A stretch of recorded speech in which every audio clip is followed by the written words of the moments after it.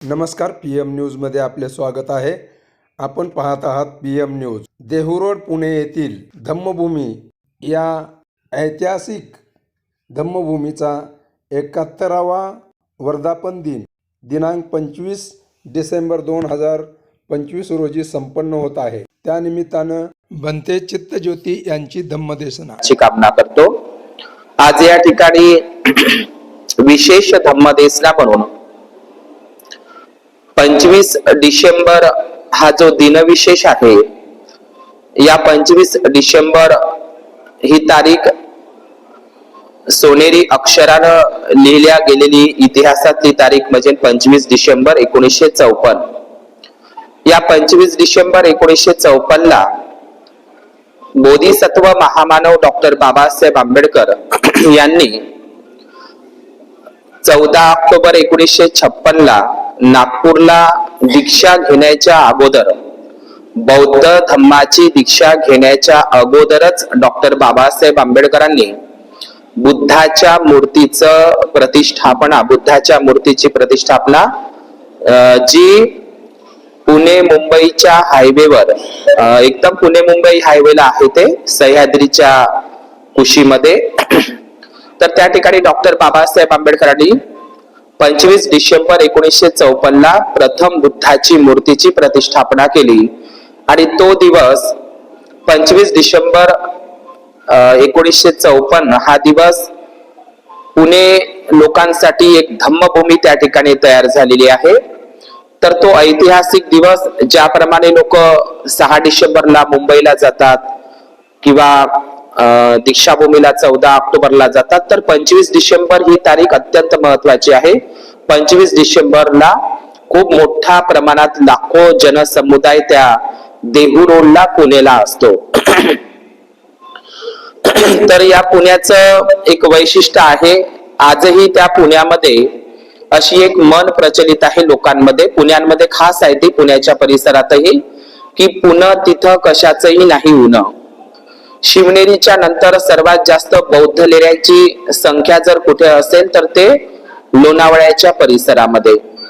तर पुणे हे एक ऐतिहासिक ठिकाण आहे. आपल्याला सर्वाला माहित आहे की विद्येचं माहेरघर हे पुणेच आहे.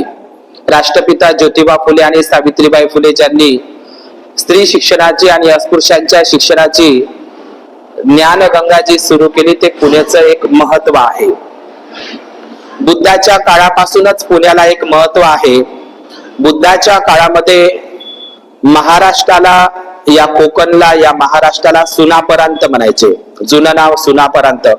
आणि बुद्धाच्याच काळामध्ये व्यापारी म्हणून श्रावस्तीला गेलेला जो पुण्य नावाचा व्यापारी होता, तो श्रावस्तीला जातो आणि बुद्धाकडे प्रवचित होतो, भिक्खू बनतो, उपसंपादित होतो आणि तो महाराष्ट्रामध्ये म्हणजे सुनापरांत मध्ये बौद्ध धम्माचा प्रचार आणि प्रसार करतो.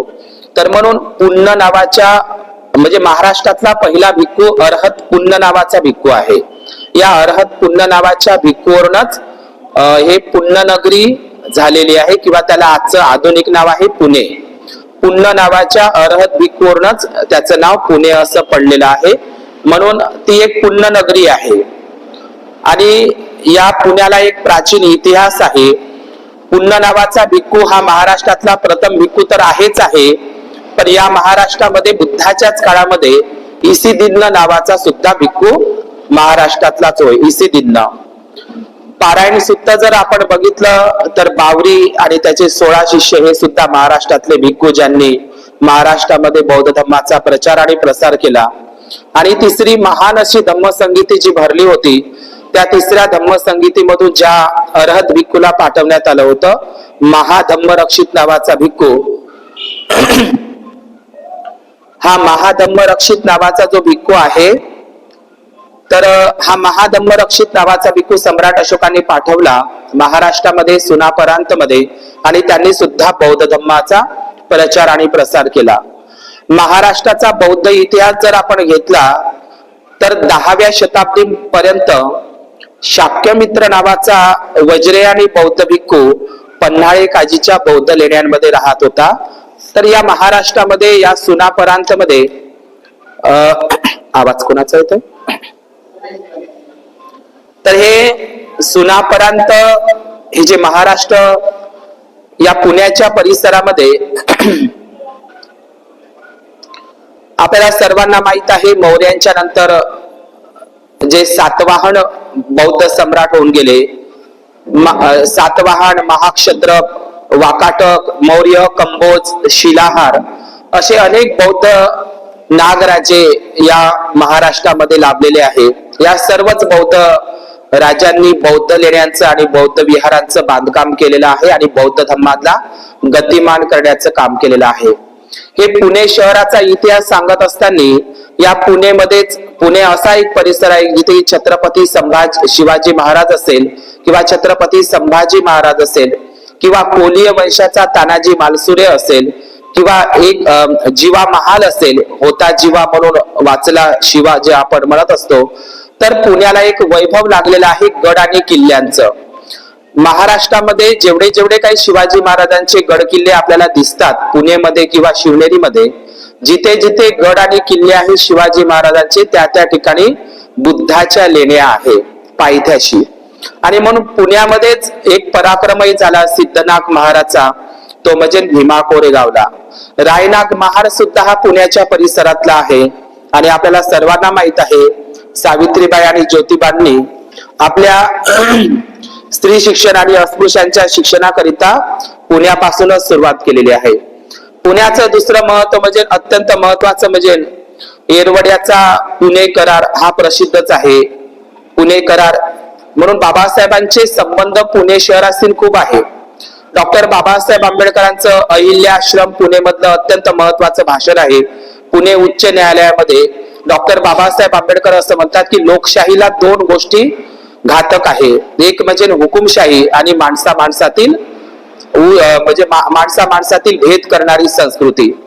डॉक्टर बाबासाहेब आंबेडकरांच्या अनेक पुण्याला भेटी झालेल्या आहे. आपल्याला माहित असेल डॉक्टर बाबासाहेब आंबेडकरांचं एक घर होतं दादर राजगृह, हे तर आपल्याला सर्वांना माहित आहे. पण बाबासाहेबांचं आणखी एक घर तळेगाव दाभाडेला होतं. तळेगाव दाभाडे कुठे आहे? सध्या पुणे परिसरामध्ये आहे. देहू रोडच्या पुढे गेलं तर आपल्याला तळेगाव दाभाडे दिसतं. तिथं बाबासाहेबांनी 81 एकर जागा विकत घेतली होती. कायच्यासाठी? तिथे नालंदा तक्षशिला विद्यापीठासारखं विद्यापीठ बाबासाहेबांना निर्माण करायचं होतं. तर तळेगाव दाभाडेला सुद्धा बाबासाहेबांचा बंगला आहे, तोही पुण्यातच आहे. आणि लोणावळा पुणेला सुद्धा बाबासाहेब 12 दिवस राहिले आहेत. किती दिवस? 12 दिवस राहिले बाबासाहेब लोणावळ्याला, सह्याद्रीच्या पर्वतामध्ये. तर त्या ठिकाणी बाबासाहेब राहण्याचं कारण माहित आहे की माता रमाई जेव्हा मरण पावली 1935 ला, तुम्हाला माहित असेल माता रमाईचं म्हणजे निधन झालं, ते कोणती तारीख आहे? कोणती तारीख आहे तुम्हाला माहित असेल? मी थोडं विसरलो. 7 फेब्रुवारीला माता रमाईचा जयंती दिवस असतो.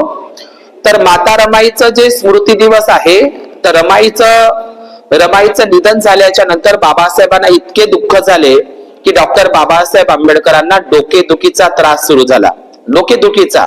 आणि मग या डोकेदुखीच्या त्रासापासून त्यांना खूप असह्य वेदना होऊ लागल्या होत्या. म्हणून डॉक्टर बाबासाहेब आंबेडकर हे लोणावळ्याला आले.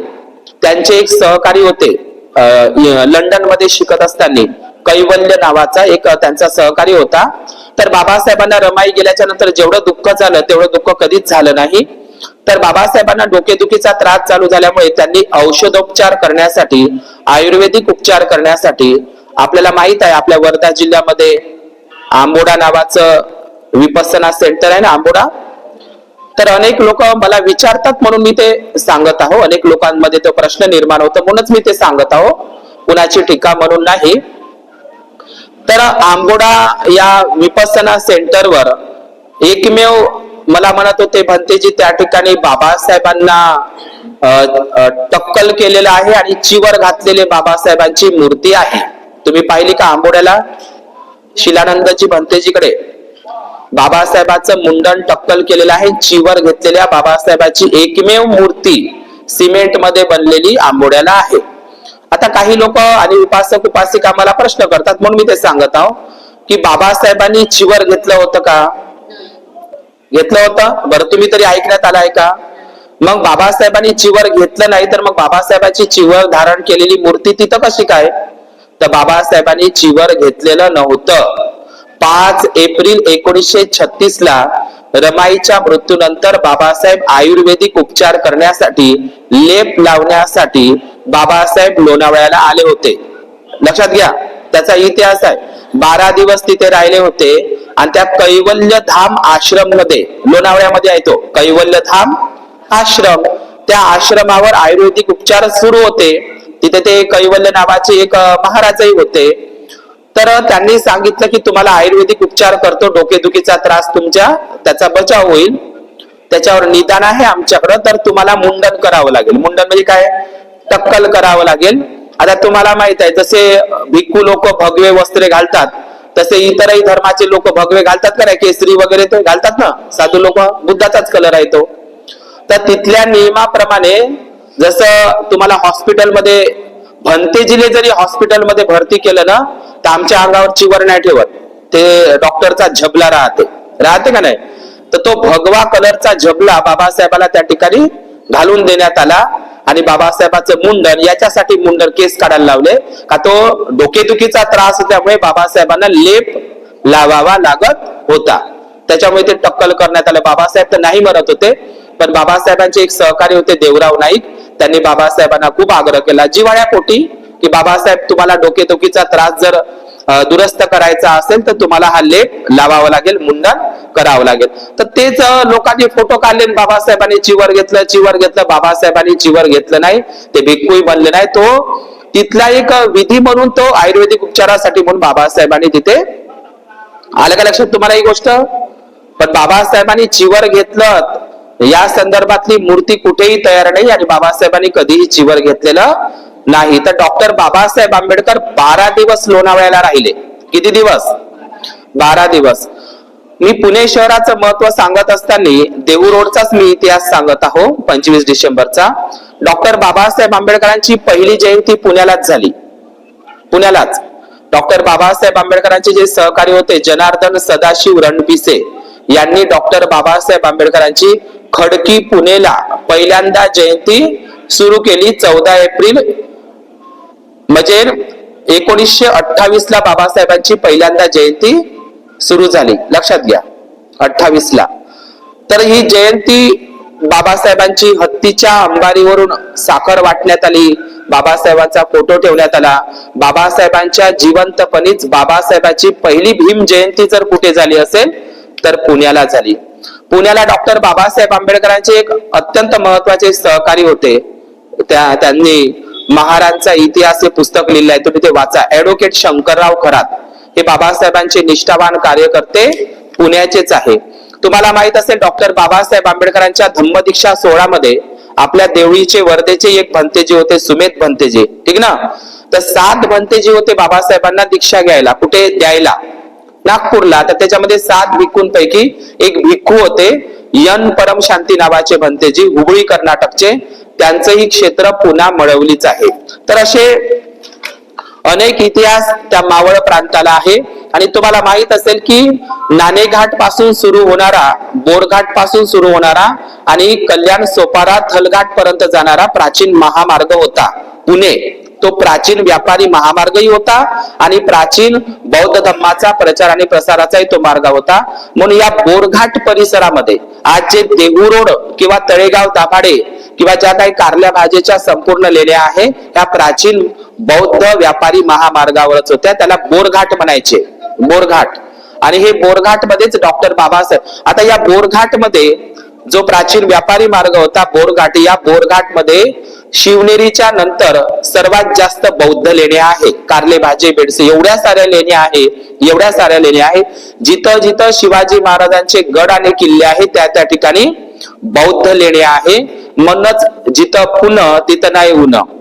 एक गोष्ट लक्षात घ्या, जिथं जास्त बुद्धांच्या लेण्या असेल तर तिथं भिक्खूही जास्त असेल आणि जिथं जास्त भिक्खू असेल तर तिथं बौद्ध धर्माचा प्रचार आणि प्रसार जास्तच असेल. म्हणून डॉक्टर बाबासाहेब आंबेडकर देहू रोडच्या भाषणामध्ये असं म्हणतात की महाराष्ट्र एकेकाळी 100% बुद्धिस्ट होता. यांची साक्ष म्हणजे महाराष्ट्रात सर्वात जास्त बुद्धाच्या लेण्या आहे. जेवढ्या जास्त बुद्धाच्या लेण्या तेवढे जास्त भंतेजी, आणि जेवढे जास्त भंतेजी तेवढ्या जास्त धम्माचा प्रचार आणि प्रसार आहे. म्हणून महाराष्ट्रामध्ये हा पुण्याचा इतिहास सांगत असताना पुण्याला पाताळेश्वराची लेणी आहे. त्याच्यावर जबरन कब्जा झालेला आहे. पार्वती असेल किंवा बाणेर अशा बौद्ध लेण्या सुद्धा आहे. शिवनेरी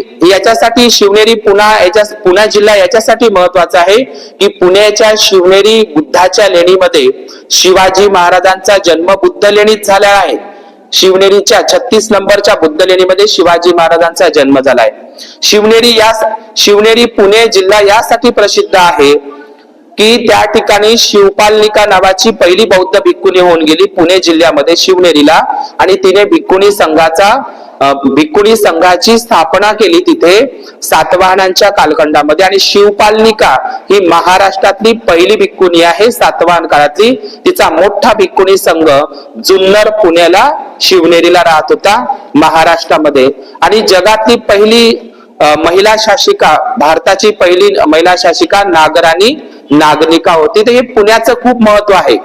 पुण्याला एकूण 22 ठिकाणी बौद्ध लेण्यांचा समूह आहे पुण्याला. मग ते कार्ले असेल, भाजे, बेडसे, पाटण, येलगोल, घोराडवाडी, पद्मावती, कांबरे, लोहगड किंवा मग धामचंद्र डोंगर, भंडारा डोंगर आणि फिरंगाई डोंगर, पातालेश्वराच्या बौद्ध लेण्या, अशा अनेक बौद्ध लेण्या पुण्यामध्ये आहे. आणि ह्या संपूर्ण बुद्ध लेण्या बोरघाट महामार्गावर आहे, प्राचीन व्यापारी मार्गावर आहे.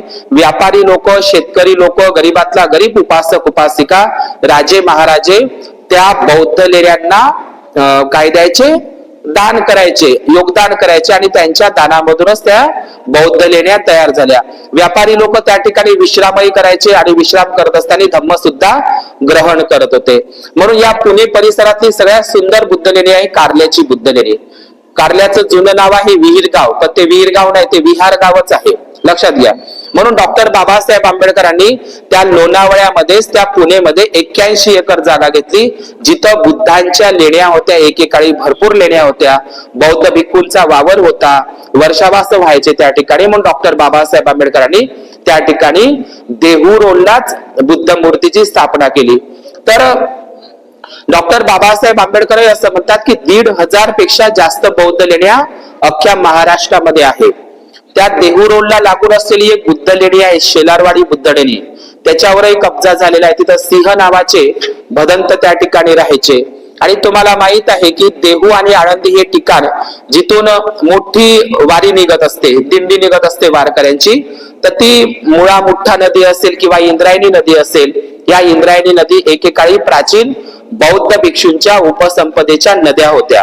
आणि म्हणून या महाराष्ट्रामध्ये सुद्धा मौर्यांची एक शाखा होती, मौर्य घराण्याची एक शाखा, कीर्तिवर्मन मौर्य. म्हणजे मौर्यांच्या अनेक शाखा होऊन गेल्या, पण महाराष्ट्रात सुद्धा एक मौर्यांची शाखा होऊन गेली. आणि ते मौर्यांची शाखा, त्याचा राजा होता महाराष्ट्रातला, कोकणातले जे मौर्य होते, कीर्तिवर्मन मौर्य. आणि या कीर्तिवर्मन मौर्यांचाच एक वंशज म्हणजे आजचे संत तुकाराम महाराज हे मौर्य वंशज आहेत. सम्राट अशोकाचे मौर्य वंशज, मौर्यांचाच महाराष्ट्रामध्ये मौर्य झालेला आहे. म्हणून संत तुकारामांवर बौद्ध धम्माचा प्रभाव आहे. डॉक्टर बाबासाहेब आंबेडकरांनी जेव्हा पहिलं पाक्षिक आपलं वर्तमानपत्र सुरू केलं, तर त्या पहिल्या वर्तमानपत्रामध्ये संत तुकारामाच्या ओळीनं सुरुवात केली. लक्षात घ्या, संत तुकाराम हे बुद्धिस्ट होते. त्यांच्या गाथांमध्ये, अभंगांमध्ये आपल्याला बुद्धांच्या ओव्या दिसतात. बुद्धांच्या गाथा हा शब्दच मुळातच पाली आहे. तर देहू आळंदीवरून जे तुकाराम महाराजांचं जे घर आहे, मी स्वतः देहू गावला गेलेलो आहो. तुकाराम महाराजांचं जे घर आहे ना, राजवाडा, तुकाराम महाराजांचा राजवाडा इंद्रायणी नदीच्या काठी आहे आणि महारवाड्यामध्येच आहे.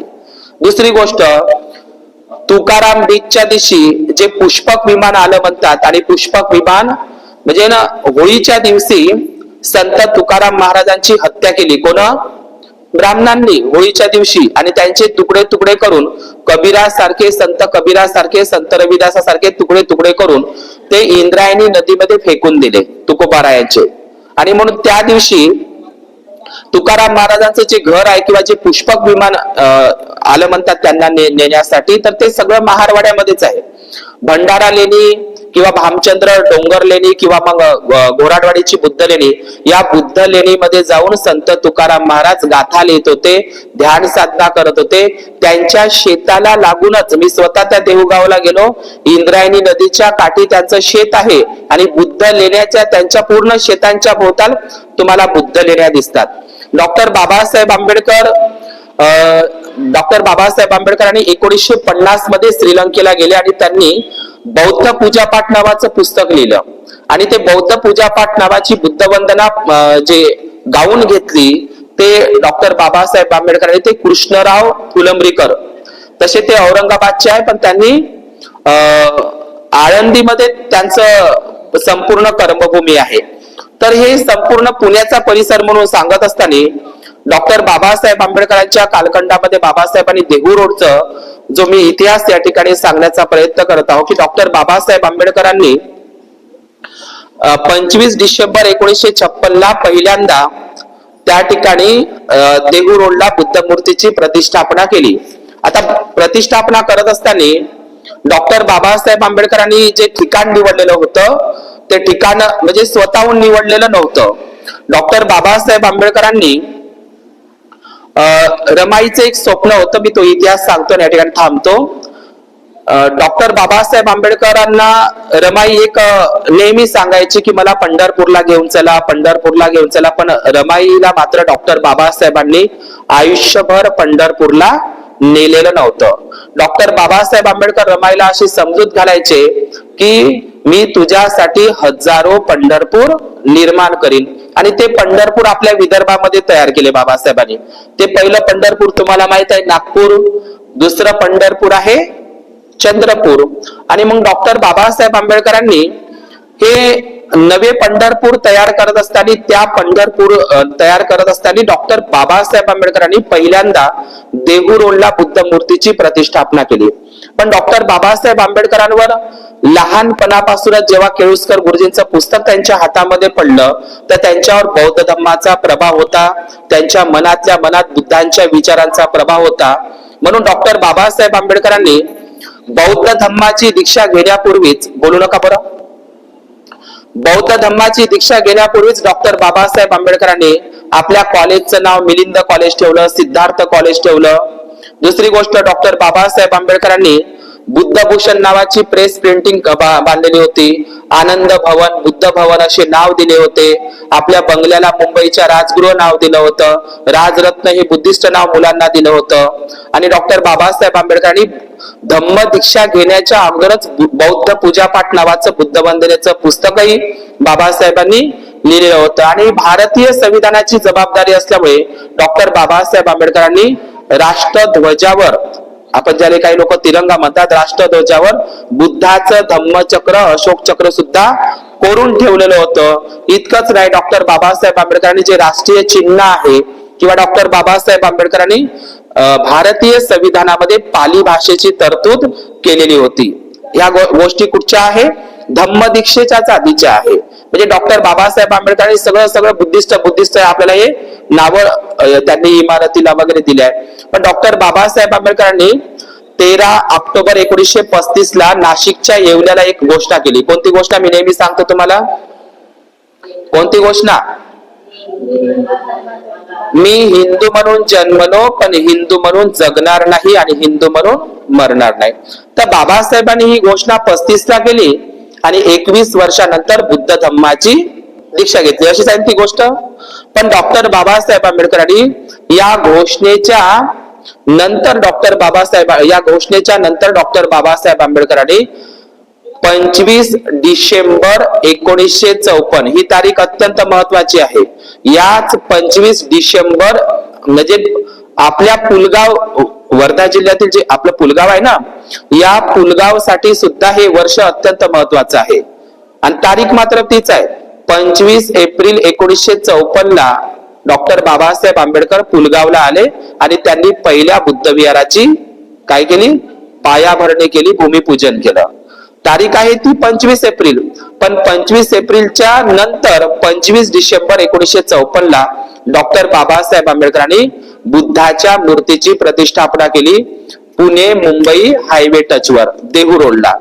तर डॉक्टर बाबासाहेब आंबेडकरांनी लक्षात घ्या 13 ऑक्टोबर 1935 ला मी हिंदू म्हणून जन्मलो पण हिंदू म्हणून मरणार नाही ही भीम गर्जना केली त्यानं येवल्याला.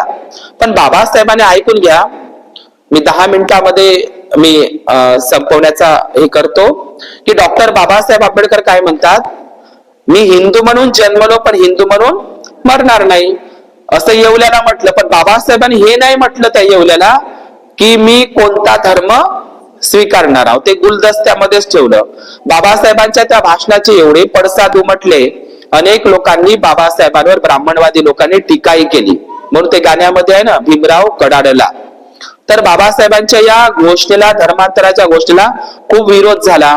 तर डॉक्टर बाबासाहेब आंबेडकर तर देहू, आळंदी ते पंढरपूर आणि देहू रोड ते नागपूर दीक्षाभूमी असा डॉक्टर बाबासाहेब आंबेडकरांचा प्रवास आहे. तर त्या देहू हे जे ठिकाण आहे, आता याला देहू का म्हणतात, देहू रोड का म्हणतात, संत तुकाराम महाराजांचं जे जन्मगाव आहे ना देहूगाव, या देहूगावला जाण्याचा रस्ता तिथून आहे. 10 किलोमीटर देहूगाव आहे तुकोबारायाचं, ठीक ना. तर तो रोड तिथून आहे म्हणून त्याचं नाव काय पडलं, देहू रोड पडलं.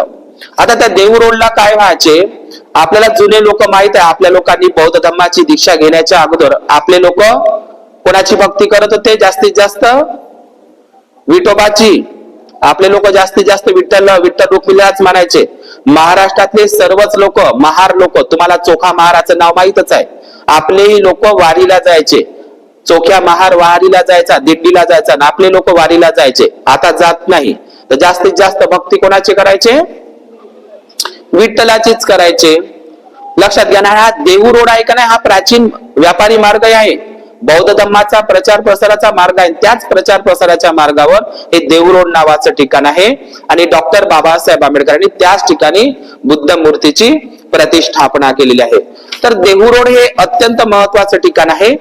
तर त्या देहूगावची मी ती घटना सांगतो.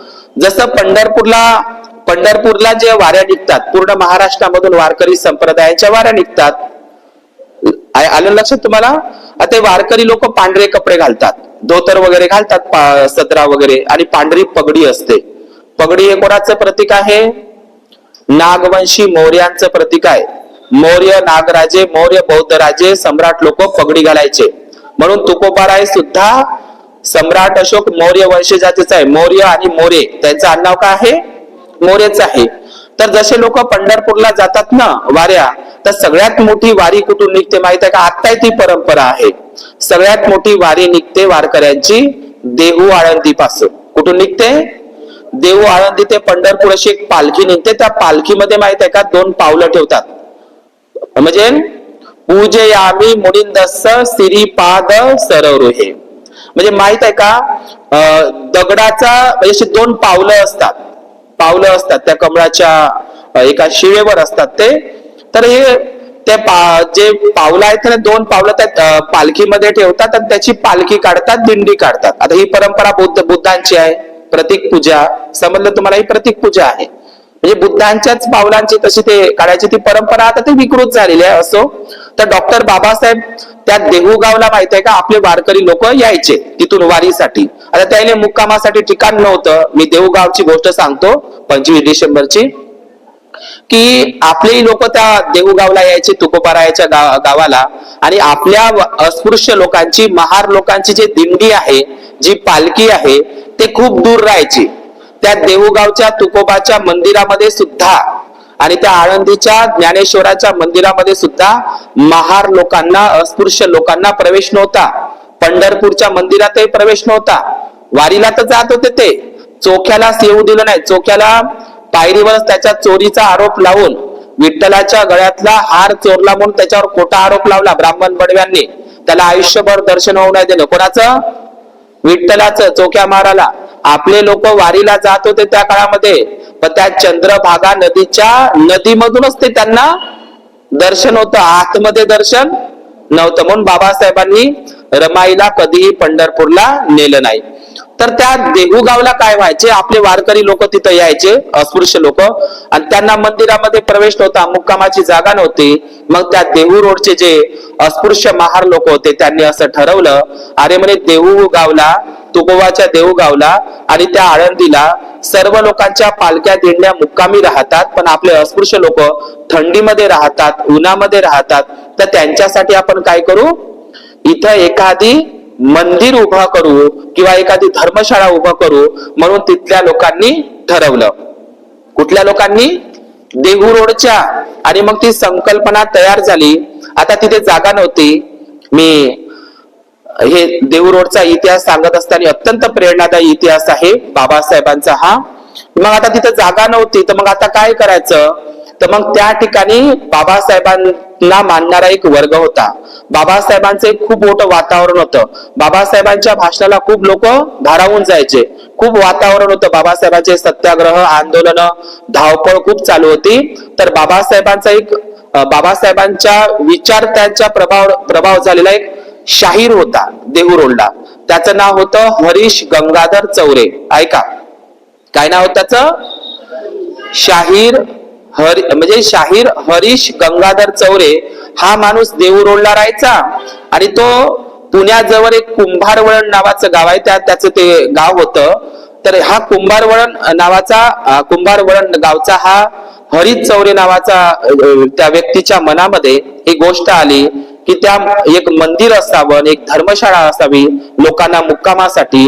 म्हणून तो हरीश चौरे काय केला, तिथंच एक अहिल्याश्रम पुण्यामध्ये बाबासाहेब अहिल्याश्रम पुणेला आले होते. त्या ठिकाणी त्याच पुणेमध्ये धाकजी गायकवाड नावाचा एक व्यक्ती होता. धाकजी गायकवाड, पण नाव तुम्हाला वेगळंच वाटेल. धाकजी गायकवाड नावाचा एक शिक्षक होता आणि तो बाबासाहेबांचा म्हणजे जवळचा होता. बाबासाहेब पुणे अहिल्याश्रमला यायचे. तिथं हरीश चौरेनं काय सांगितलं की बाबासाहेबांच्या संदर्भात त्यांची ते ओळख होती, भेट होती. तर मग बाबासाहेबांनी तिला डिप्रेस क्लासेस मिशन सुद्धा चालू केलं होतं अहिल्याश्रम पुणेला. तर या हरीश चौरेनं काय केलं की मग आता जागा कुठं प्राप्त करायची? जागा तर नव्हती, मंदिर तर उभारायचं आहे, पुढे जाऊन धर्मशाळा उभारायची आहे. मग जागा उपलब्ध नव्हती की जसं आपल्या पुलगावला डेपो आहे का नाही, तशीच आज जे देहू रोडचं आज भव्य दिव्य काम झालेलं आहे. खूप मोठं काम झालंय, खूप मोठं विहार झालाय. आता मी गेलो तर खूप मोठं काम झालेलं, छोटसच मंदिरा टाईप होतं, देवळा टाईप होतं ते. तर ती जागा आजही डेपो मध्ये, जशी पुलगावची डेपो मध्ये जागा आहे आपलं नाचरगाव, तशीच ती जागा होती. तर हा शाहीर हरीश चौरे त्या डेपो मध्ये त्या कर्नलला भेटला. एक शीख समाजाचा कर्नल होता, त्याचं नाव होतं सुजान सिंग. काय नाव होतं? सुजान सिंग. हा धार्मिक व्यक्ती होता आणि हा शाहीर हरीश चौरे त्या कर्नल सुजान सिंग पाशी गेला आणि त्यांना म्हणत आहे की या देहू रोडला ख्रिश्चनांच्या चर्च आहे, हिंदूंचे मंदिर आहे, मुसलमानांचे दर्गे आहे, गुरुद्वारा आहे, सर्वच धर्माच्या लोकांची मंदिरं आहे, पण आमच्या महारांचं अस्पृश्यांचं एकही मंदिर नाही. कारण बौद्ध धर्माची दीक्षा घेतलेली नव्हती आपल्या लोकांनी. तर आम्हालाही काहीतरी जागा उपलब्ध करून द्या. म्हणून तो चांगला माणूस होता तो शीख सुजान कर्नल सिंग, त्या डेपो मधला, कुठल्या? देहू रोडचा. तर त्यांनी 6006 फूट जागा त्या जागेसाठी, त्या मंदिरासाठी, अस्पृश्यांच्या मंदिरासाठी त्यांनी दिली. लक्षात घ्या. आणि ते 1093 रुपयामध्ये मग पैसे, त्या काळामध्ये पायलीभर पैसे तयार झाले होते. आता त्या काळामध्ये काही नोटा नव्हत्या, आपले लोक गरीब होते. तर 1093 रुपयामध्ये आज जे त्यावेळेच जे जुनं आता मोठं बांधलं, तर 1093 रुपयामध्ये ते मंदिर, ते देऊळ उभं राहिलं आणि ते मंदिर बांधलं. त्याचे कंत्राटदार होते नारायण मोरू गायकवाड यांनी ते मंदिर बांधलं. आता तुम्हाला असं वाटतं ते मंदिर आणि विहार वेगळं असते. मंदिर कल्पना ही आपली आहे. हिंदूंचे जेवढे मंदिर आहे तर तुम्ही महाबोधी महावीरासारखेच बांधतात का नाही? ते महाबोधी महावीर नाही का बौद्ध गयाचं, तर या महाबोधी महावीरावरच हिंदू लोकांनी आपले मंदिर बांधणं चालू केलेलं आहे. तर ते मंदिरा टाईपच बांधलेलं होतं देहू रोडचं. आणि ते देहू रोडचं बांधत असताना वामनदादा कर्डकांच्याही विचारांचा त्यावेळी लोकांच्या मनावर प्रभाव होता. विहार आपले बांधारे, विहार आपले बांधारे, एकीने येथे नांदारे, विहार आपले बांधारे. तर त्यांनी ते मग विहार उभं केलं. पैसा जमून ते मंदिर, देऊळ उभं राहिलं छोटस. मग लोकांमध्ये मीटिंग भरली तिच्या अस्पृश्यांमार्फत. कोणती मीटिंग भरली? आपलं देऊळ मंदिर तर उभं राहिलं, पण इथं मूर्ती कोणाची बसवायची, तर मग मीटिंग भरली त्यावेळेच्या लोकांची. आणि आपल्या लोकांना काही फारसं शिक्षण नव्हतं. तुम्हाला समजत आहे का मी काय सांगत आहोत? मंदिर ते देऊळ तर उभं झालं, पण तिथं मूर्ती कोणाची बसवायची याच्यासाठी मीटिंग भरली. तर काही लोक काय म्हणते, आता अडाणी लोक, निरक्षर लोक, तर एक काही बाया काय म्हणते, तिथं मरीमाय बसवा. कारण पुण्याकडे तिकडे मराठवाड्याकडे काय जास्त मरीमाय, महारीमाय, महारीमाय. तर हे मरीमाय बसवा म्हणते. काही लोक म्हणते खंडोबा बसवा, काही लोक म्हणते चोख्याले बसवा तिथं, काही लोक म्हणते विठोबा बसवा, आणि काही म्हणते शंकराची पिंडच बसवा. काही बाया देव भोळ्या होत्या तिकडं काळूबाईलेच बसवा म्हणते, कारण साताऱ्याकडे काळूबाई आहे. तर सगळं ते मीटिंग मध्ये ठरलं कोणाची मूर्ती बसवायची कोणाची मूर्ती बसवायची नाही. याच्यामध्ये 2 वर्ष वाद चालला. समजलं का? मंदिर तर बांधून झालं, पण मूर्ती कोणाची बसवायची याच्यासाठी मात्र लोकांची एकजूट झालेली नव्हती. आणि त्यावेळी मग कोण म्हणायचं शंकराची पिंड, चोखा बसवा, विठोबा बसवा, असं ते सगळं वगैरे चालू झालं. मग हरीश चौरे या कार्यकर्त्याला असं माहित झालं की डॉक्टर बाबासाहेब आंबेडकर लोणावळ्याला, तळेगाव दाभाडेला आणि लोणावळ्याला अधून-मधून मुक्कामी येत असतात. ठीक ना? मी 5 मिनिटांमध्ये थांबवतो. की मग बाबासाहेब लोणावळ्याला येत असतात हे माहित पडलं. मग हरीश चौरे आणि ते गायकवाड हे बाबासाहेबांना लोणावळ्याला भेटण्यासाठी गेले आणि बाबासाहेबांना म्हणत आहे, डॉक्टर बाबासाहेब आंबेडकर, आम्ही पै पैसा जमा करून, जागा प्राप्त करून आम्ही एक देऊळ बांधलंय छोटस आमच्या देहू रोडला. तर तुम्ही आमच्या तिथं आम्हाला असं विचारायचं आहे की आम्ही कोणती मूर्ती बसवायची. पण बाबासाहेबांना ते नाही सांगितलं. म्हणजे बाबासाहेब विचार करते. आणि तुम्हाला माहित आहे भंडाऱ्याची निवडणूक आणि 54लाच बाबासाहेबांना बोधिसत्व पदवी भेटली. बाबासाहेब ब्रह्मदेशला गेले 6व्या धम्म संगीतीमध्ये. ठीक ना? तर नंतर माहित आहे का, लोक लोणावळ्याला बाबासाहेबांनी काहीच म्हटलं नाही. मग दुसऱ्यांदा हरीश चौरे आणि काही लोक पॅसेंजरनं गेले. कुठून? देहू रोड पुण्यावरून ते मुंबईला गेले, बाबासाहेबांच्या बंगल्यावर गेले. ते तारीख आहे 26 जून 1954ला ते मुंबईला गेले. आणि त्या ठिकाणी बाबासाहेब मुक्कामी होते त्या ठिकाणी राजगृह बंगल्यामध्ये. आणि बाबासाहेबांना म्हणत आहे, डॉक्टर बाबासाहेब, आम्ही आमच्या अस्पृश्य लोकांनी आम्ही एक मंदिर उभं केलेलं आहे पैसा जमा करून, पण त्या मंदिरामध्ये कोणती मूर्ती बसवायची आता ते आम्ही वाट पाहत आहोत. 2 वर्ष झाले, आम्ही कोणती मूर्ती बसवायची, लोकांमध्ये एकमत नाही, काय करायचं? तर डॉक्टर बाबासाहेब आंबेडकरांना म्हणतात, तुम्हीच आता सांगा आम्ही तिथं कोणती मूर्ती बसवायची. तर बाबासाहेबांना म्हणतात, तुम्ही आम्हाला तारीख द्या. आता तारीख द्या म्हणल्याच्या नंतर बाबासाहेबांनी डायरी पाहिली, कॅलेंडर पाहिलं आणि बाबासाहेबांनी तारीख निवडली 25 डिसेंबर 1954. आणि बाबासाहेबांनी सांगितलं, बघा म्हणते, मी मुंबईवरून देहू रोडला येतो मूर्तीची प्रतिष्ठापना करायला, तारीख नोट करून ठेवा. कोणती? 25 डिसेंबर 1954. आणि वेळही लक्षात ठेवा म्हणते, दुपारी 12 वाजता अशी तारीख बाबासाहेबांनी ठरवली. त्याला एक कारणही होतं. 25 डिसेंबरला येशूचा जन्मदिवस असतो, ख्रिसमस, नाताळ.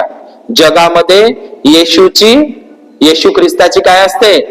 जयंती असते. आणि लक्षात घ्या, जास्तीत जास्त महार लोक, अस्पृश्य लोक पुण्यातले आणि नगरचे इंग्रजाच्या काळामध्ये जास्तीत जास्त, आजही पुण्यातले लोक, आपले अस्पृश्य महार लोक पुणे आणि नगरामध्ये जास्तीत जास्त ख्रिश्चन धर्माचा प्रभाव. समजलं ना? सावित्रीबाई फुले, ज्योतिबा फुले कोणा शाळेत शिकले? ख्रिश्चन मिशनरीच्या शाळेमध्ये शिकले. ख्रिश्चन धर्माचा प्रभाव पुणे आणि नगरमध्ये जास्त आहे, आताही आहे. म्हणून अस्पृश्य महार लोक त्या येशूच्या जयंतीच्या दिवशी, त्या ख्रिसमस नाताळाच्या दिवशी ते चर्च मध्ये जाऊ नये, ख्रिश्चनांच्या चर्च मध्ये जाऊ नये. कारण पुण्यातले लोक जास्तीत जास्त ख्रिश्चन बनत होते. म्हणून बाबासाहेबांनी हे अस्पृश्य महार लोक चर्च मध्ये न जाता, येशूची जयंती साजरी न करता, ते 25 डिसेंबरला पुण्यातले लोक, पुण्यातल्या परिसरातले लोक कुठे आले पाहिजे? देहू रोडला. म्हणून ती तारीख ठरवली. जाणून बघा, एवढं तुम्हाला माहित असेल. तुम्हाला माहिती आहे 14 ऑक्टोबरला बाबासाहेबांनी दीक्षा का घेतली? समजलं का? कारण त्या टायमाला नवरात्रीचे दिवस असते. आपले लोक त्या नवरात्रीत घुसून नाही राहिले पाहिजे म्हणून बाबासाहेबांनी सरळ दीक्षाभूमीला ते आलं ना तुम्हाला लक्षात. तर बाबासाहेबांनी तिथं ही 25 डिसेंबर तारीख याच्यासाठी निवडली की बाबासाहेबांनी 25 डिसेंबर 1954 ला महाडला म्हणजे 1927 ला मनुस्मृती नावाचा काळा ब्राह्मणी ग्रंथ सुद्धा जाळला. हे एक कारण आहे. एका दिवशी ते दोनही दिवस आहे. तर बाबासाहेबांनी तो दिवस निवडला आणि बाबासाहेबांनी 25 डिसेंबरलाच ते मनुस्मृती नावाचा काळा कायदा जाळला आणि दुसरी गोष्ट देहू रोडला बुद्ध मूर्तीची प्रतिष्ठापना केली. याचाच अर्थ हा निघतो की जो जो मनुस्मृतीला नाकारतो, जो जो मनुस्मृती नावाचा ग्रंथ जाळतो, तो डायरेक्ट कुणीकडे जातो? बुद्धाकडेच जातो. आणि म्हणून बाबासाहेबांनी ती आता गोष्ट सांगतो की बाबासाहेबांना त्या मूर्त्या कुठून भेटल्या. तर बाबासाहेब 6व्या धम्म संगीतीमध्ये 1954 ला 4 डिसेंबर 1954 ला तारीख लक्षात घ्या. कोणती? 4 डिसेंबर 1954 ला बाबासाहेब 6व्या धम्म संगीतीमध्ये गेले होते. देश विदेशातले विचारवंत बौद्ध भिक्खू त्या ठिकाणी होते. तिथंच बाबासाहेबाला बोधिसत्व पदवी भेटली. कुठे? ब्रह्मदेश म्यानमारला, रंगूनला. आणि तिथं उन्नू नावाचा एक महाराज होता. उन्नू महाराज एक बौद्ध उपासक. त्यांनी डॉक्टर बाबासाहेब आंबेडकरांना 2 बुद्धाच्या मूर्त्या पांढऱ्या शुभ्र दिल्या.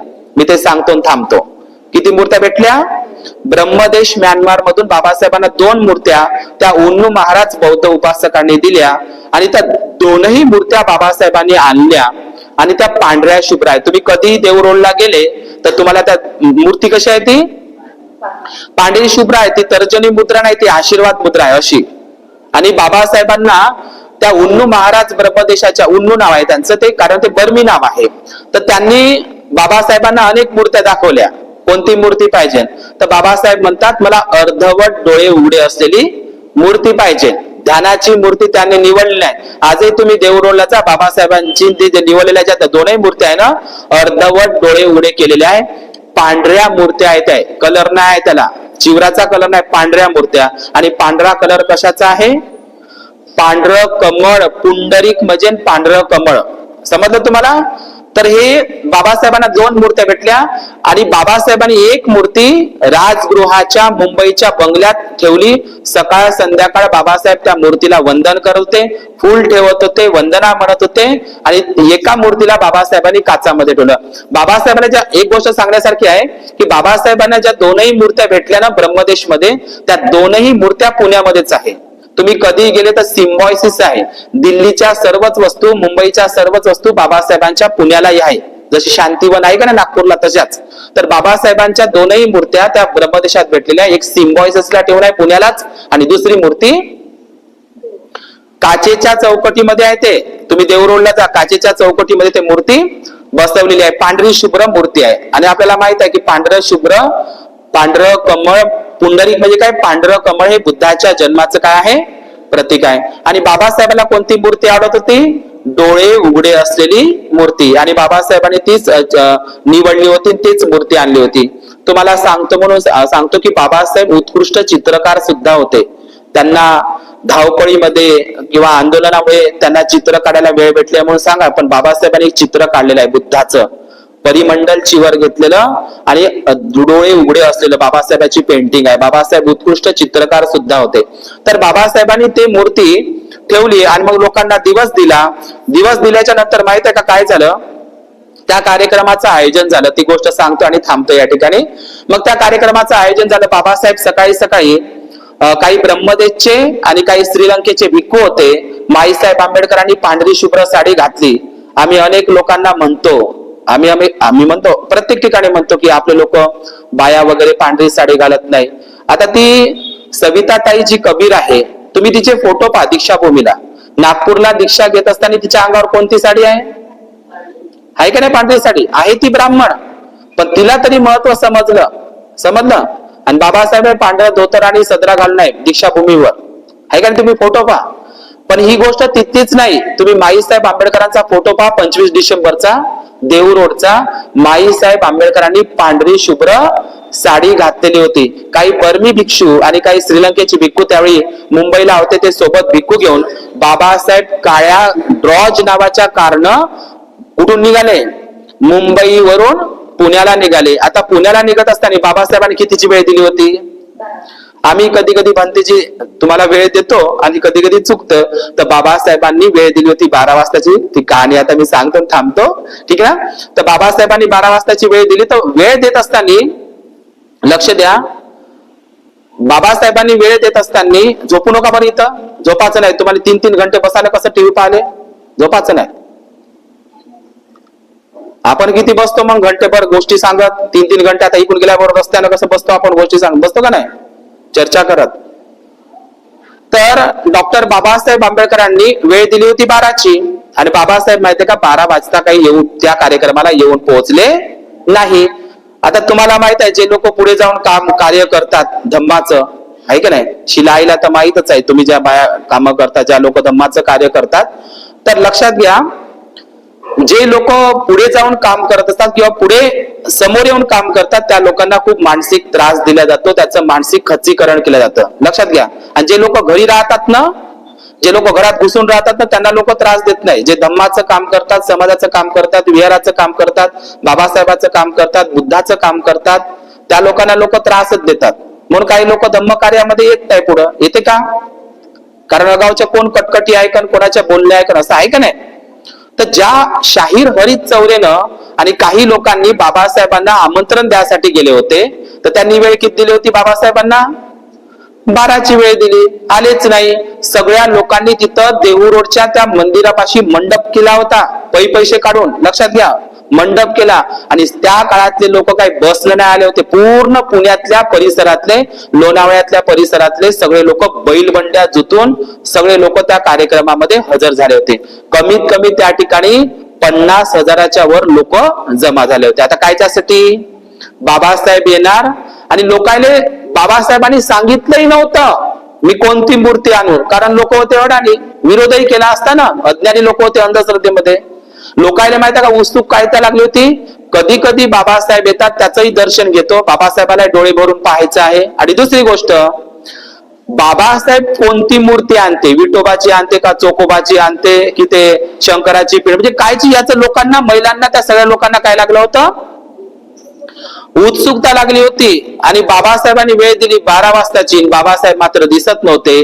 त्या हरीत चौरेला आणि काही लोकांना म्हणते तुम्ही गेलेच नसन, आम्ही पहिलेच तर म्हणलं होतं. झाली लोकांची कुजबूज चालू, आहे का नाही. एखादी भंतेची गीत नाला तर करतात ना आता उपासिका लोक, बरोबर आमंत्रण दिलं होतं का नाही, तिथं लागले लोक कुजबूज करायला. काय लागले, हरीत चौरेले बोलायला लागले, आम्ही म्हणत होतो ते बाबासाहेब आहे, त्यांना कामाचा लय पसारा असते, किती धावपळ असते, किती ग्रंथ लिहायचे असते, किती आंदोलन असते. बाबासाहेब एवढूशा मंदिरासाठी, मूर्ती बसवासाठी आपल्याकडे वेळ आहे त्याले, ते नाही येणार, मला नाही वाटत येईन म्हणून लागले लोकांची कुजबूज चालू. कोणाला बोलायला लागले, ते माणसं नाही का ज्याने आमंत्रण द्यायला गेले, हरीत चौरे शाहीर, तो लढायला लागला. एवढा मोठा खर्च वाया गेला, झालं आम्ही एवढ्या मोठ्या पैसे काढले, मंदिर उभं केलं, वर्गणी गोळा केली, एवढा मोठा कार्यक्रम, मंडप, 2 वाजले तरी बाबासाहेब पोहोचले नव्हते, लक्षात घ्या. पण त्यावेळेचे लोक सोनबा येवले सारखे, महाकवी वामनदादा कर्डका सारखे लोक, माहिती का तो शाहीर काय म्हणते हरीत चौरे, बाबासाहेब जे बोलले ना, बोधिसत्व, बाबासाहेब बोधिसत्व लोक कधीच खोटे बोलत नाही. बाबासाहेब आम्हाला जो शब्द दिला ना येतो म्हणून, तर काळ्या दगडावरची रेष आहे म्हणते, बाबासाहेब नक्कीच येणार. आणि नाही आले ना म्हणते तो हरीत चौरे, ऐका ती कहाणी इतकी सुंदर आहे. तो हरीत चौरे माहिती आहे का काय म्हणते, बाबासाहेब जर नाही आले ना, त्या देहू रोडच्या बाजूलाच रेल्वे स्टेशन आहे, मी रेल्वेच्या समोर उडी घेईन आणि स्वतःची आत्महत्या करीन जर बाबासाहेब नाही आले तर. कोण म्हणत आहे असं? हरीत चौरे, मी आत्महत्या करीन, रेल्वेच्या समोर उडी घेईन. असं म्हणल्याच्या नंतर 2 वाजून गेले, आता येईन बाबासाहेब, नंतर येईन बाबासाहेब, पण बाबासाहेब मात्र येताना दिसले नाही. लगेचच बाबासाहेबांच्या एकूण 25 ते 30 गाड्या आल्या, इतर गाड्या, आणि बाबासाहेबांच्या काळ्या गाडीमध्ये बाबासाहेब आले. लोकांची कुतूहल वाढली होती. आणि बाबासाहेब, माईसाहेब आंबेडकर, काही भिक्खू होते, परमशांती भंतेजी होते मळवली लोणावळ्याचे, आणि बाबासाहेबांच्या हातामध्ये एक काठी होती आणि पांढरी शुभ्र अर्धवट डोळे उघडे असलेली बुद्धाची आशीर्वाद मुद्रा होती काचाच्या याच्यामध्ये. आणि बाबासाहेबांनी ती मूर्ती आणली आणि लोकांचा जयघोष सुरू झाला. बाबासाहेबांनी त्यावेळी टायकोट बूट घातलेला होता आणि अशा प्रकारे सनई चौघडे आणि मस्त त्या ठिकाणी बाबासाहेबांची ओवाळणी केली. त्या आता तर लोक काय करतात, ओवाळणी. आणि त्यावेळी फुलाबाई नावाची एक म्हणजे म्हातारी बाईला तो मान भेटला. फुलाबाई रोकडे नावाच्या एका आईनं बाबासाहेबाला पहिल्यांदा हार टाकला, मस्त सुंदर हार टाकला. आणि ज्या हरीश चौरेमुळे बाबासाहेब आले होते, ज्याच्यामुळे जागा प्राप्त झाली होती, बाबासाहेब येणार होते, त्यानं मात्र बाबासाहेबांच्या गळ्यामध्ये सगळ्याचे हार पडले. पण ज्यानं बाबासाहेबाला बोलावलं होतं हरीश चौरेनं, त्यानं मात्र बाबासाहेबांच्या गळ्यामध्ये शेवटी हार घातला. पहा किती मोठेपणा. बाबा त्याच्या डोळ्यामध्ये आनंदही होता आणि अश्रू होता. कारण बाबासाहेब जर ना आले असते तर लोकांनी त्यांना समजलं, तो निघालाच होता, तो करणारच होता. कारण त्यावेळेचे लोक जीवाला जीव देणारे होते बाबासाहेबासाठी. आजच्या सारखे नाही, आजच्या सारखे आहे का? जीवाला जीव देणारे त्यावेळातले निष्ठावान लोक होते. तर मग बाबासाहेबांच्या त्या ठिकाणी काय झालं, मग शंकरराव खराच्या हस्ते ध्वजारोहण झालं आणि बाबासाहेबांनी बुद्ध मूर्ती त्या ठिकाणी बसवली, पांढरी शुभ्र बुद्ध मूर्ती बसवली, बुद्ध वंदना झाली भिक्खूंच्या माध्यमातून. आणि मला सांगा, ते लोक काय म्हणत होते तिथले देवरोडचे, चोकोबा बसू, विठोबा बसू, मरीमाय बसू, शंकराची पिंड बसू, काय बसलं? 33 कोटी देवी देवता होते बाबा भारतामध्ये. पण 33 कोटी देवी देवतांमध्ये बाबासाहेबांनी कोणाची निवड केली? बुद्धाची. कोणाशी नातं जोडलं त्या लोकांचं? आणि ते सगळे देवरोडचे लोक दरवर्षी वारीले पंढरपूरले जात होते. समजलं का? म्हणजे कुठचे लोक जात होते? देहू रोडचे लोक वारीला जात होते, दिंडीला जात होते, पंढरपूर पर्यंत पायी. आता काही तुम्ही पंढरपूरले जाऊ नका, तुमच्या देहू रोडलेच मी आणून काय ठेवला आता?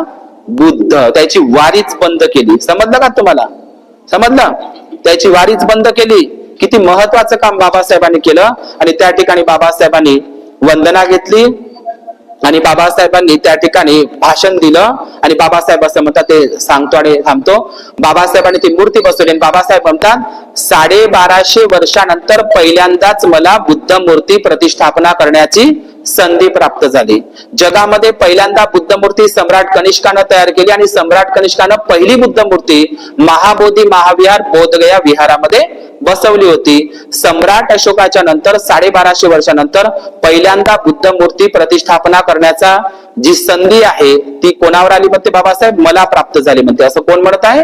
डॉक्टर बाबासाहेब आंबेडकर. तर बाबासाहेब आंबेडकरांनी देहू रोडला ती बुद्ध मूर्तीची प्रतिष्ठापना केली आणि ही धम्मभूमी देहू रोड नंतर मात्र धम्म क्रांतीमध्ये परिवर्तन झालं. समजलं तुम्हाला? तर बाबासाहेबांचा तो इशारा सांगतो आणि थांबतो. तर बाबासाहेबांनी ती मूर्तीची प्रतिष्ठापना केली. त्याच देहू रोडच्या भाषणामध्ये बाबासाहेबांनी उल्लेख केला. कोणता उल्लेख केला? की महाराष्ट्र एकेकाळी 100% बुद्धिस्ट होता. त्याची साक्ष म्हणजे महाराष्ट्रातल्या सर्वात जास्त बौद्ध लेण्या. बाबासाहेबांचा महत्वाचा संदर्भ आहे. बाबासाहेबांनी तिथं सांगितलंय तिथल्याच देवरोडच्या भाषणामध्ये, आता म्हणे तुमच्या देवरोडच्या याच्यामध्ये मी बुद्धाची मूर्ती बसवली आहे. हाच तुमचा खरा देव होता, बुद्ध होता. लोक म्हणतात हा कोणता नवीन देव आणला? तर बाबासाहेब म्हणतात नवीन देव आणला नाही, हाच तुमचा खरा देव होय. हेच तुम्ही नागवंशी प्राचीन काळातले कोण होता? बुद्धिस्ट होता. आणि बौद्ध धर्म या संपूर्ण जगामध्ये नांदत होता. बाबासाहेबांनी देवरोडच्याच भाषणामध्ये सांगितलं, तिथंच उल्लेख केलाय, पंढरपूरचे मंदिर हे विठोबाचे मंदिर हे दुसरे तिसरे काही नसून प्राचीन काळातले बुद्ध विहार आहे, हे मी जगाला सिद्ध करून देईन. कोणत्या भाषणातला आहे?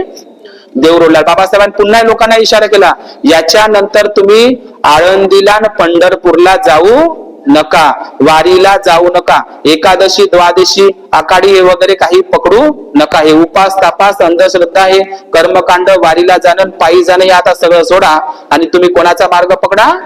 बुद्धाचा मार्ग पकडा. तुम्हाला आता मी बुद्ध मूर्ती बसून दिली आहे. ते छोटसच मंदिर होतं. बाबासाहेबांचं ते वाक्य सांगतो आणि या ठिकाणी थांबतो. का म्हणतात बाबासाहेब? तुम्हाला समजलं ते माहित आहे का? ते देहू रोडचं जे मंदिर आहे ना, ते देवळासारखंच आहे, छोटसच आहे आणि तिथे 4-5 लोक मावतात.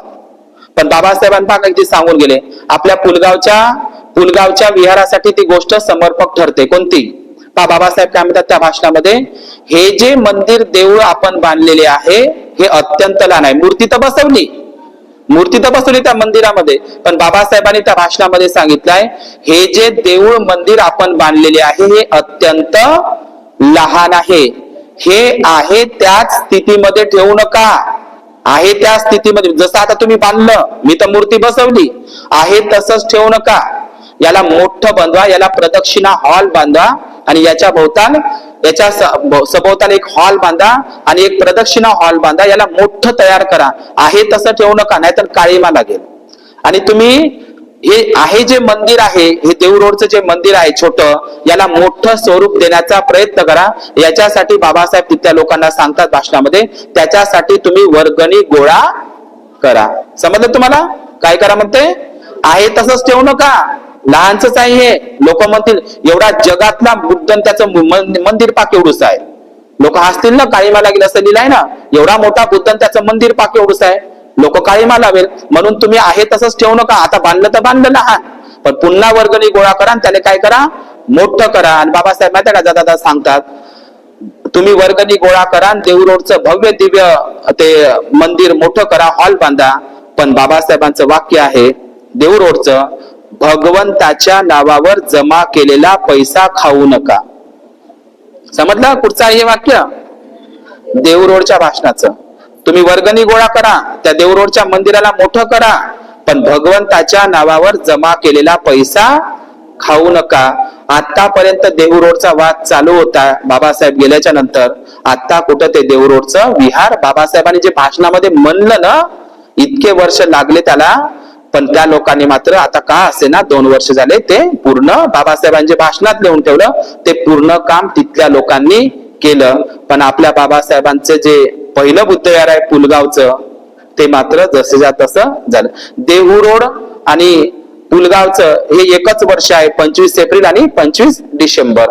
आपल्या देहू रोड सारखंच पुलगावला महत्व आलं असतं, असेच पुलगावला लोक येत गेले असते, पण ते आपण पुलगावचे लोक कमी पडलो. समजलं का? देहू रोडचं बुद्धविहार आणि पुलगावचं प्रेरणाभूमी बुद्धविहार हे सारखंच आहे, बाबासाहेबांच्या हातचं आहे. तर हे 54च वर्ष आहे.